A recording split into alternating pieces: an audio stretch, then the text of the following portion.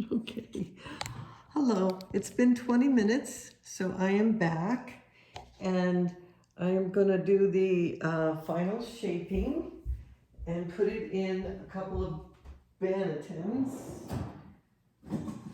I'm using my ovals, just two. These are 9-inch. I have 10-inch as well. Either one works. It makes no difference. They are interchangeable. Now, on the final shaping, I'm going to do this a little bit slower than I normally would, so you can really see what I'm doing. But the first thing I have to do is get it off the breadboard, and then I'm going to flip it up side down so that, remember how we put some flour on the top? Now that's on the bottom. So this part is the sticky part.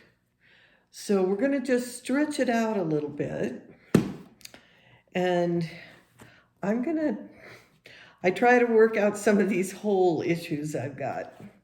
Now there's several ways of shaping your bread, and any way is fine. It's really, I don't think it's all that important. The first way I have is just to bring it over and fold it about 2/3 of the way, and then seal it a little bit. Then stretch it a little more and pull it over and do it about 2/3. And I like to seal it a little to tighten it up, but I don't know if that helps. Now you're going to do one more fold like that and seal it down, and then stretch it out here and roll, roll, roll. This is the easiest way I know. Now I'm going to pinch off these ends to sort of seal them.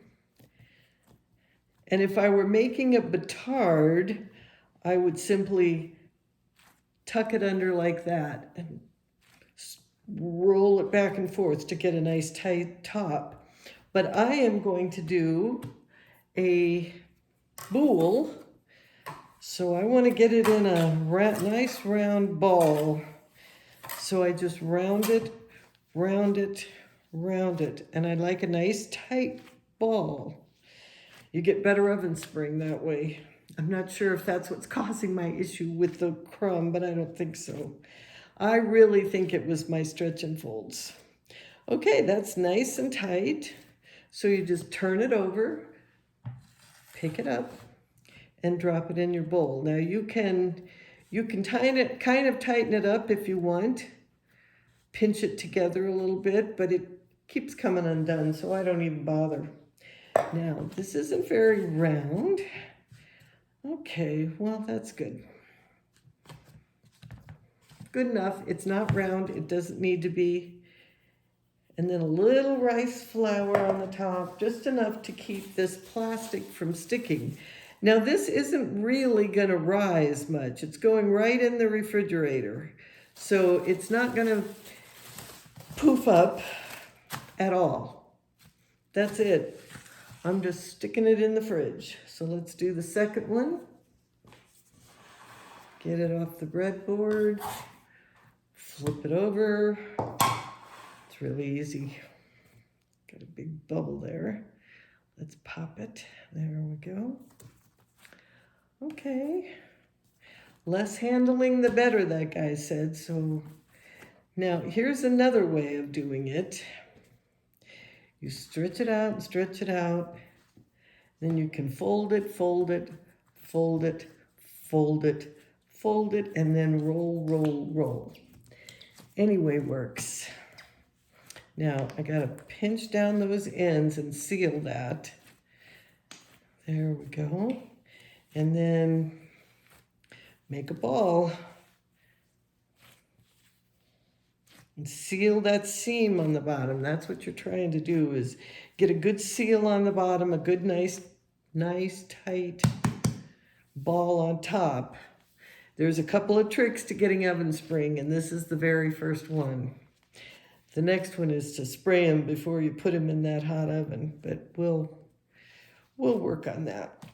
Right now, we're just getting them in for the cold proof. These are going to stay until tomorrow morning. And it is now 2:22 in the afternoon. So they're gonna stay a good long while. They'll be in there until about 6 o'clock in the morning when I get up. Okay. I don't know why I pinch it, it doesn't help. This one's a little more round. It's a little better, I don't think you can tell, but they both are very nice. That's it. So I have 2 more that I have to do. I think I get flour. I forgot my apron. Oh well. Anyway, I have 2 more loaves to do that I'm gonna take out. Right now they're in my oven with the light on, oven off. I preheated it to 110 for about a half an hour. Then I turned it off and put my dough in. It's ready to come out now. It's been 4 hours. And for that, I just do the same thing. They have to have the bench rest.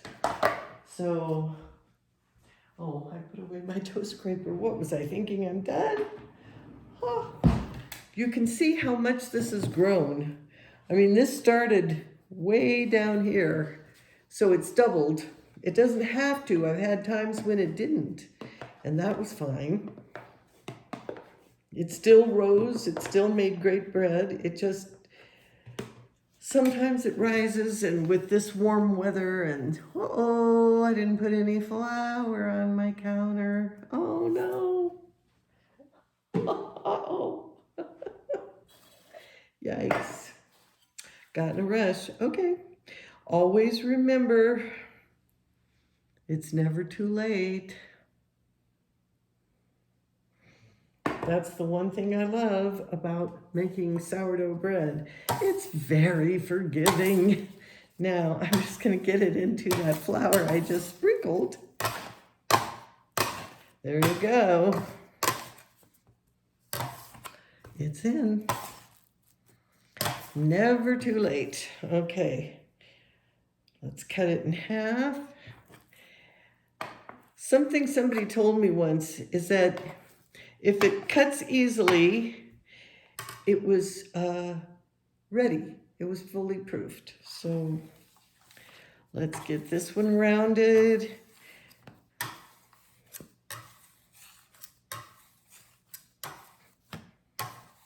I can't tell you how many mistakes I've made making bread. Sometimes I end up, I think this one I actually added 35 grams of starter because that's just what plopped into the jar. So, you know, don't think you have to start over or you've ruined it or anything else. You'll see when these come out tomorrow how beautifully they bake up. It's so forgiving. You can make lots of goofs and you're still going to have wonderful bread. So let's get that into a nice, tight ball. Okay. There we go. Onto the breadboard. As you can see, I'm about 30 minutes behind on making my bread, which was just right. I've done it before where I was, you know, within 10 minutes, and it's so confusing using your timers and remembering which one's which. I get confused. Was this the one I just put the timer on, or is this the one that I just stretch and folded, or, you know, it got really confusing. So this time I gave it about 20, 30 minutes in between, and it was just right. It was perfect. I didn't get confused. This one seems a little wetter than the other one simply because I added more starter, so it's got a little bit higher hydration. So it's fine. Okay, here we go. Just scoop it under, pop those bubbles, tighten up.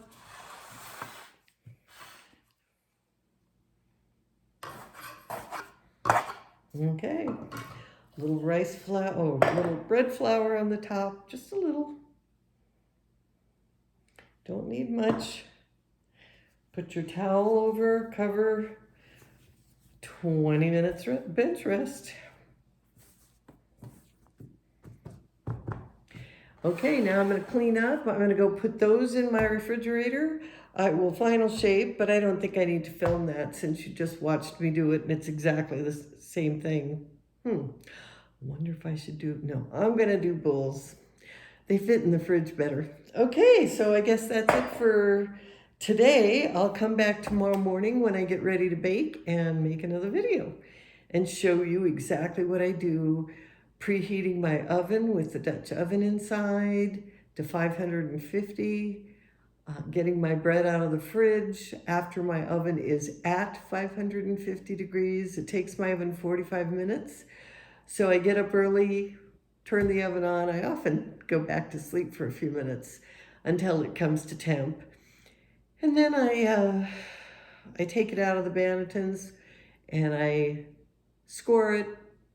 I spray it, I sprinkle it with flour and put it in the Dutch oven and bake it. But we'll get into all of that tomorrow.